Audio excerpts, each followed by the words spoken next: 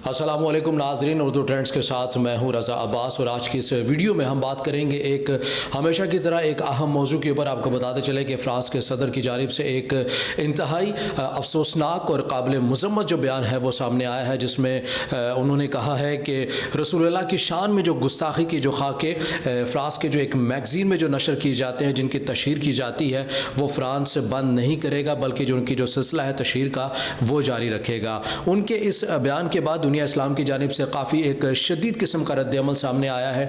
अगर हम बात करें दुनिया इस्लाम की, तो अरब ममालिक के अंदर, खलीज ममालिक के अंदर, अरब हों या अजम हो, तमाम ममालिक के अंदर इस बयान की शदीद अल्फाज में मज़म्मत की गई है।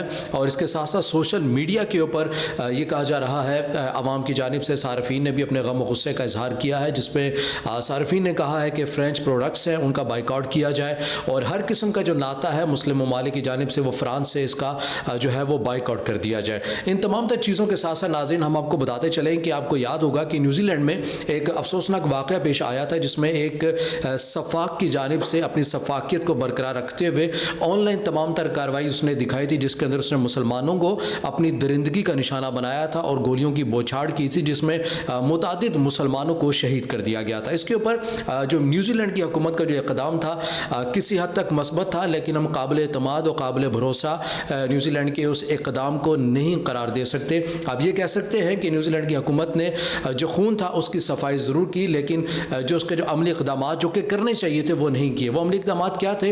ये सोचना होगा कि ये जो अफकार है, जो इस्लाम के ख़िलाफ़ जो शिद्दत पसंदी के जो उनसर को हवा दी जा रही है, ये इसके अंदर जो वुस्सत आती जा रही है, ये कहाँ से आ रही है? कौन इसको वुस्सत दे रहा है? कहाँ से ये सोच जो है वो पिनप रही है? इस सोच की रोकथाम के लिए क्या इक़दाम किए जा रहे हैं, हमें अमली तौर पर नज़र नहीं आते।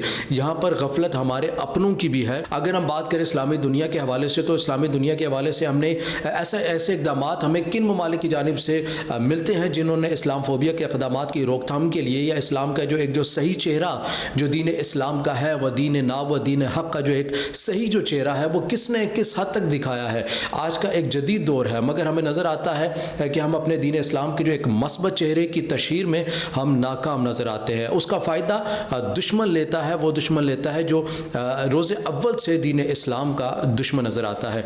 नाज़रीन, अब यहाँ पर हम बात करते हैं सेकुलर निज़ाम की, क्योंकि इस निज़ाम का इन तमाम तर चीज़ों से बड़ा गहरा एक रब्त है, ये आपस में पैवस्त हैं।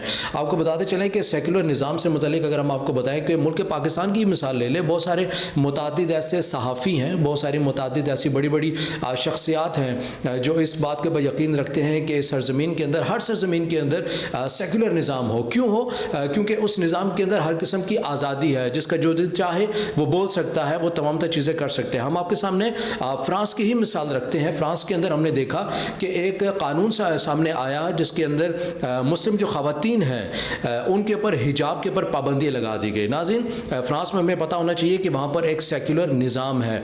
यहाँ पर ये पता चला, यहाँ पर इस इक़दाम से, फ़्रांस के इस इक़दाम से हमें ये बात वाज़ेह नज़र आ गई कि सेकुलर निज़ाम जब तक वो किसी सरज़मीन या किसी मुल्क के अंदर नाफिज नहीं होता, तो जो उसकी जो तबलीग करने वाले हैं, उसकी तशहीर करने वाले हैं, वो मुनाफिकाना अंदाज में ये कहते नज़र आते हैं कि हर किस्म की आज़ादी है इस निज़ाम के अंदर, लेकिन जब ये किसी मुल्क के अंदर या किसी सरज़मीन के अंदर ये निज़ाम नाफिज हो जाता है तो वहाँ पर फिर कानून के अतलाक़ वो शुरू कर देते हैं। अगर हम सेकुलर निज़ाम का ही तकाबली जायज़ा एक दीन इस्लाम के साथ लें, तो दीन इस्लाम वही है जो रोज़े अव्वल से रहता है, रोज़े आखिर तक वही दीन इस्लाम है। दीन इस्लाम के अंदर कोई मुनाफ़क़त नहीं है। दीन ने अपनी सरहदों की तायुन कर दी है। दीन इस्लाम की एक सरहद है, अगर उस सरहद को किसी ने पामाल किया तो यह कानून हरकत में आएगा। जबकि हम सेकुलर निज़ाम की देखते हैं जिसमें हमें बड़े बड़े मॉडर्निज़म जो जर्नलिस्ट जो बने नज़र आते हैं, ये जो बड़ी बड़ी जो शख्सियात हैं वो इसकी तरवीज करती नज़र आती हैं सेकुलर निज़ाम की।